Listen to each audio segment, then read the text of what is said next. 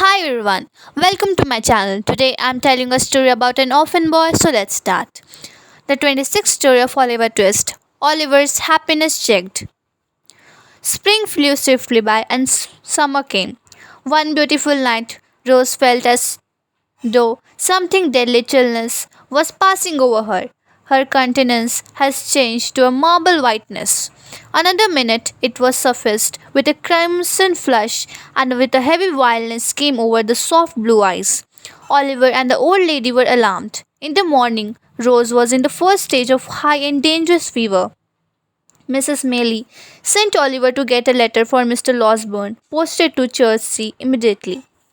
Oliver ran and reached a large house with a sign of the George. He spoke to the landlord, who immediately dispatched a horseman with the letter. As Oliver turned out of the gateway, he stumbled against a tall man wrapped in a cloak. He was coming out of the inn door. Rot you, murmured the man. Curses on your head and black death on your heart. You imp! What are you doing here?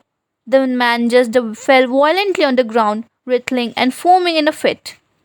Oliver darted into the house for help. Then he turned homewards, astonished at the extraordinary behavior of the person.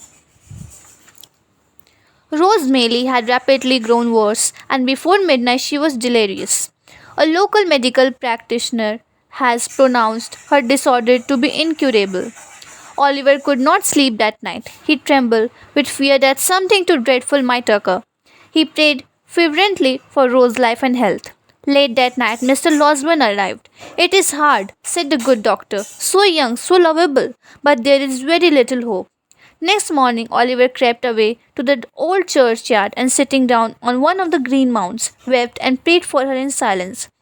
When he reached home, Mrs. Maylie was sitting in the little parlour.